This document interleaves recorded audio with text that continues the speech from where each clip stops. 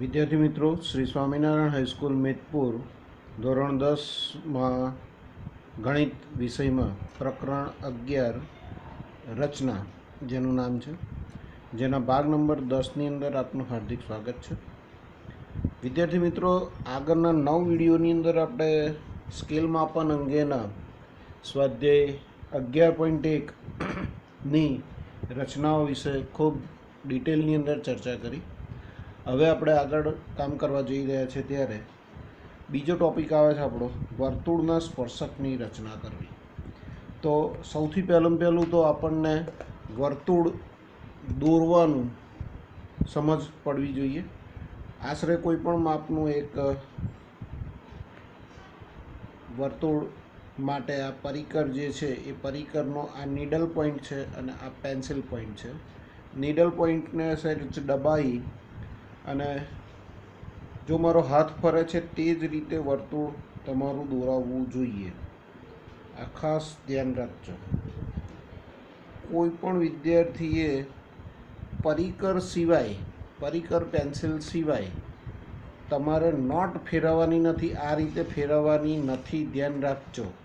આ તમારી એક વર્તુળ દોરવાની એક એટિકેટ છે, જે ખાસ ધ્યાન રાખજો. હવે મિત્રો, અહીંયા ઘડી ખાસ ધ્યાનથી જોઈએ તો આ જે છે અહીંયા ઘડી એને આપણે વર્તુળનું કેન્દ્ર કહેતા હતા અને વર્તુળના કેન્દ્રથી આ પરિઘ સુધીનું જે અંતર હોય એને આપણે ત્રિજ્યા કહેતા હતા. એને આપણે સ્મોલ આર તરીકે દર્શાવીએ છીએ. એટલે આ વર્તુળ જે તમે દોર્યું એને આપણે સાંકેતિક ભાષામાં લખવું હોય તો એને આ રીતે લખાય. વર્તુળનું આ સિમ્બોલ છે અને કેન્દ્ર પહેલું લખાય હંમેશા અને ત્રિજ્યા એની પછી લખાય. એટલે આને વંચાય કેવી રીતે? તો કે વર્તુળ ઓ આર. એનો અર્થ શું થયો કે એવું વર્તુળ છે કે જેનું કેન્દ્ર ઓ છે અને એની ત્રિજ્યા આર છે. આર અહીંયા ઘડી આપણે આર તરીકે લખ્યું છે, પણ 5 સેન્ટીમીટર પણ હોય, 6 સેન્ટીમીટર પણ હોય. તો તે વખતે જો 6 સેન્ટીમીટર હોય તો આપણે આવી રીતે લખીશું કે જેનું કેન્દ્ર ઓ હોય અને એની ત્રિજ્યા 6 સેન્ટીમીટર છે. ઓકે, તો આ બહુ જ સરળ અને સ્પષ્ટ ભાષાની અંદર સમજ છે. વિદ્યાર્થી મિત્રો, અહીંયા ઘડી ધ્યાનથી આપણે આગલા ચેપ્ટરની અંદર જોઈશું કે એક જ સમતલમાં આવેલું વર્તુળ, દાખલા તરીકે આ છે, તો એની અંદરથી 3 પ્રકારે રેખાનો છેદ બની શકે છે. એક તો એ વર્તુળને એ રેખા એકબીજાને છેદતી જ ના હોય, એટલે કે બંનેનો છેદગણ ખાલી ગણ હોય. બીજી એક એવો કેસ બની શકે કે જે વર્તુળને કોઈ એક જ બિંદુમાં એ છેદતું હોય અથવા સ્પર્શતું હોય. તો આ જે છે એ છે એને આપણે સ્પર્શ બિંદુ કહીશું અને આ જે રેખા એલ છે તેને આપણે સ્પર્શક તરીકે ઓળખાવીશું. અને જો રેખા, ત્રીજો કેસ આપણો, તો જો અહીંયા કે વર્તુળના બે ભિન્ન બિંદુઓમાં પી અને ક્યુ જુદા જુદા ભિન્ન બિંદુઓમાં જો છેદતી હોય તો એને છેદિકા તરીકે ઓળખાવીશું. હવે આ એલ જે છે અને આપણે શું કહીશું? વર્તુળની છેદિકા કહીશું. આને શું કહીશું આપણે? વર્તુળનો સ્પર્શક કહીશું. અને આ જે છે એને તો રેખા તરીકે જ ઓળખાશે. એટલે ખાસ ધ્યાન રાખીએ કે સ્પર્શક છે એ એક જ બિંદુમાં સ્પર્શશે, આને સ્પર્શ બિંદુ તરીકે ઓળખાવાશે. અને બે ભિન્ન બિંદુઓમાં જો છેદતું હોય તો એને છેદિકા તરીકે ઓળખાવીશું. આ વસ્તુ ખાસ ધ્યાનથી જોઈ લઈશું. વિદ્યાર્થી મિત્રો, અહીંયા ઘડી ખાસ ધ્યાન રાખીએ કે દાખલા તરીકે અહીંયા ઘડી કોઈ એક સ્પર્શક આ રીતે દોરું છું. અહીંયા ઘડી આ સ્પર્શ કરે છે એવું માની લઈએ. તો આ જે ત્રિજ્યા જે છે, તો ત્રિજ્યા અને સ્પર્શક વચ્ચેનો સંબંધ હંમેશા કાટખૂણાનો જો હોય એ ખાસ મગજમાં ક્લિયર કરી લઈશું. આપણી જે રચના નંબર 1 જે હશે તે આવી હશે કે વર્તુળની બહારનું કોઈ એક બિંદુ, દાખલા તરીકે આ એક વર્તુળ છે એની બહારનું બિંદુ છે, તો એ કેવી રીતે દોરવાનું છે એ આપણી રચના નંબર 1 હશે. અને જેને આપણે સ્વાધ્યાય 11.2 તરીકે જ આપણે શરૂઆત કરીશું. તો જે બિંદુ જેટલું દૂર હોય પહેલું તો વર્તુળ દોરી દેવાનું છે, ત્યારબાદ જેટલું અંતર કહ્યું હોય એટલા બિંદુ બહારનું બિંદુ પી લઈએ, આવો લઈએ તો ઓપીનો લંબ દ્વિભાજક આપણને ખબર છે કે અહીંથી આટલું અંતર લઈએ, એક ચાપ ઉપર એક ચાપ નીચે, અહીંથી એક ચાપ લઈએ એક ચાપ ઉપર નીચે, આ રીતે દોરી દીધું. અહીંયા આગળ જ્યાં છેદે છે એનું નામ એમ આપું છું અને એમો જેટલી ત્રિજ્યા લઈ અને આ રીતે એક વર્તુળ દોરીએ છે. તો અહીંથી જે મૂળ વર્તુળને બે જગ્યાએ છેદે છે, તો અહીંયા આગળ ધ્યાનથી જુઓ તો આ નામ આપી દઉં એ અને આ બી. તો એપી અને બીપી જે છે એ શું થશે, એના બે સ્પર્શક થાય. એટલે ખાસ મિત્રો મગજમાં એક વસ્તુ ક્લિયર કરી લેશો કે વર્તુળની બહારના બિંદુમાંથી કેટલા સ્પર્શકો બને, તો કે બે સ્પર્શક રચાય. અને ખાસ આપણે હમણાં આગળ જ કહ્યું એ પ્રમાણે કે અહીંથી આ જે છે આ એની પરિપરનું બિંદુ છે અને આ ઉગમ બિંદુ છે, તો આ ત્રિજ્યા થઈ, આ સ્પર્શક થયો. તો સ્પર્શક અને ત્રિજ્યા વચ્ચેનો સંબંધ કાટખૂણાનો હોય, તો આ બંને કાટખૂણો સમાવતી બાજુ થાય, તો આ શું થશે, કર્ણ થશે. અને પાયથાગોરસનો નિયમ બધાને આવડે છે કે બે બાજુના વર્ગનો સરવાળો એ કર્ણના માપના વર્ગ બરાબર હોય છે. વિદ્યાર્થી મિત્રો, આ સામાન્ય માહિતીઓ જો તમે કલેક્ટ કરતા રહેશો તો ખૂબ સરળતાથી તમે ગમે તેવા દાખલા હશે એ આપણે ગણી શકીએ છીએ.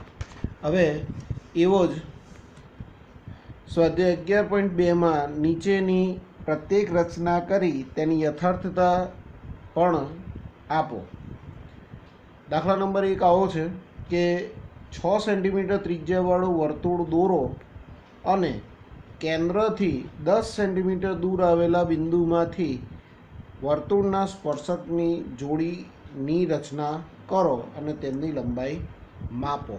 તો વિદ્યાર્થી મિત્રો, હવે હું શું કરીશ, સૌથી પહેલું તો હું અહીંયા ગાડીથી શું કરીશ, 6 સેન્ટીમીટરના ચાપનો પહેલો તો એક ચાપ બનાવી દઉં છું વર્તુળ દોરવા માટે. કારણ કે અહીંયા આગળ કહી દીધું તમને કે વર્તુળ કેટલું છે, તો કે 6 સેન્ટીમીટર ત્રિજ્યાવાળું વર્તુળ દોરવાનું છે.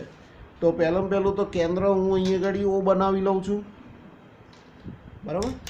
એ ઓ કેન્દ્રથી હું શું કરું છું, નીડલ પોઈન્ટ મૂકી અને માત્ર આ જ રીતે એક ચાપ વર્તુળ આખું એક બનાવી દઈએ છે.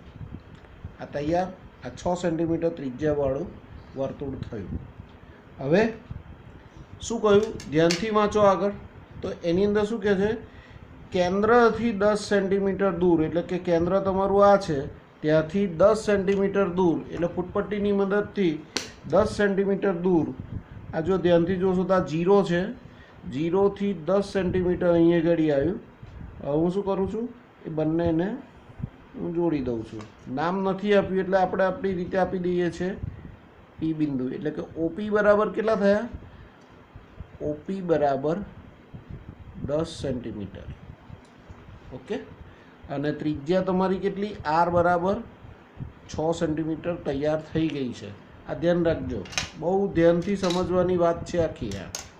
હવે મેં તમને આગળ રફ કામમાં સમજણ પાડી હતી કે આગળનું આપણું સ્ટેપ શું હશે, તો કે ઓપીનો લંબ દ્વિભાજક, એટલે અડધા કરતાં થોડું વધારે, એક ચાપ ઉપર એક ચાપ નીચે.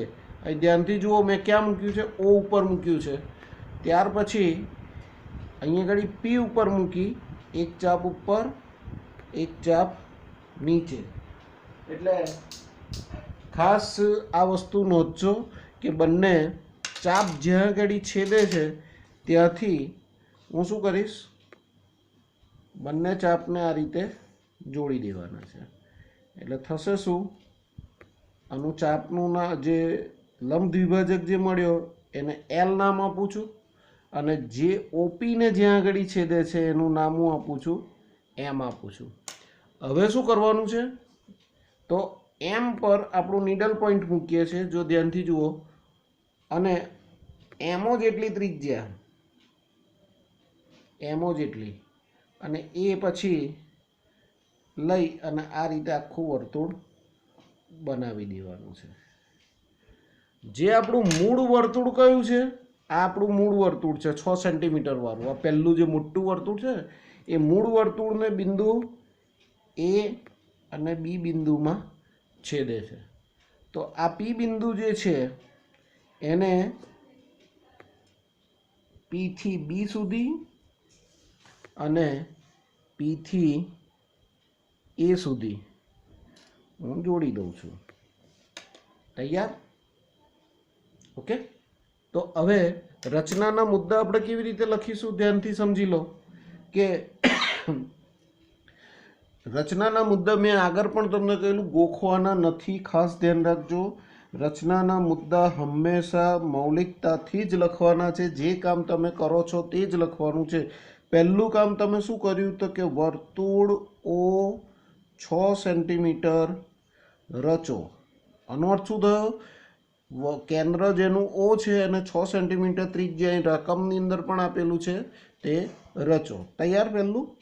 પછી શું કર્યું કે ઓપી બરાબર 10 સેન્ટીમીટર થાય તેવું પી બિંદુ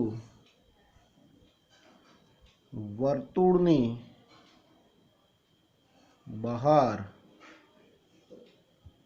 રચો. આ થયું હતું આપણે. ઓકે. અહીંયા કર્યું ઓપી બનાવ્યો તો આપણે. પછી ત્રીજું કામ શું કર્યું? આમ ચાપ માર્યો આમ ચાપ માર્યો એવું નહીં, સીધી જ વાત કે રેખાખંડ ઓપી નો લંબ દ્વિભાજક એલ રચો જે રેખાખંડ ઓપી ને ક્યાં છેદે છે? ઓપી ને ક્યાં છેદે છે? એમમાં, એમ બિંદુમાં છેદે. તૈયાર? પછી શું કર્યું? પછી કયું વર્તુળ દોર્યું? કેન્દ્ર કોને લીધેલો? એમને લીધો તો આપણે. એટલે વર્તુળ એવું રચીએ કે જેનું કેન્દ્ર એમ હોય અને એમો જેટલી ત્રિજ્યા લીધી. એમો રચો જે આ મૂળ વર્તુળ આપણે બોલીએ છીએ મૂળ વર્તુળ, પણ લખવાનું કયું વર્તુળ? મૂળ વર્તુળ કયું હતું? આ હતું આપણું. ઓ 6 સેન્ટીમીટર ને ક્યાં છેદ્યું જુઓ અહીંયા ધ્યાનથી? બિંદુ એ અને બિંદુ બીમાં. બિંદુ એ અને બીમાં છેદે. તૈયાર? હવે શું કરીએ? પછી શું કર્યું? એપી અને બીપી, રેખાખંડ એપી અને રેખાખંડ બીપી રચો. આમ રેખાખંડ એપી અને રેખાખંડ બીપી એ માંગેલા શું છે? સ્પર્શકો છે. હવે જો મિત્રો ખાસ ધ્યાનથી જો અહીંયા દાખલો અધૂરો છે હજુ આપણો. રચના કરો, રચનાના મુદ્દા લખી દીધા. હવે એની લંબાઈ માપવાની છે. હવે ફૂટપટ્ટીથી નહીં માપવાની આપણે. કોઈ કે સાહેબ ઊભા રહો સાહેબ, આમ માપી લઈએ તો નહીં ચાલે? નહીં ચાલે. આમ જોઈએ તો 8 સેન્ટીમીટર આવે છે, પણ એ 8 સેન્ટીમીટર માન્ય નથી, ધ્યાન રાખજો. તો હવે હું શું કરું કે આપણે હમણાં આગળ રફ કામની અંદર જ કહ્યું કે ઓ થી એ, મેં આગળ પણ તમને કહેલું, ખાસ યાદ કરી લેજો કે બંને સ્પર્શકોની લંબાઈ એક સરખી હોય છે. એટલે કે એપીને માપો કાં તો બીપીને માપો, બંનેના માપ એક સરખા જ હશે.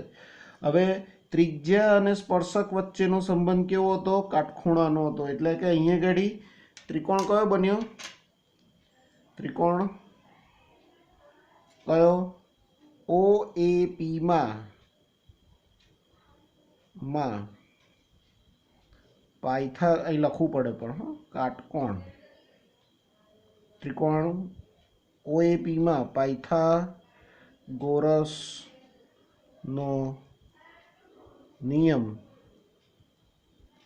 શું થશે? હવે ધ્યાનથી જુઓ.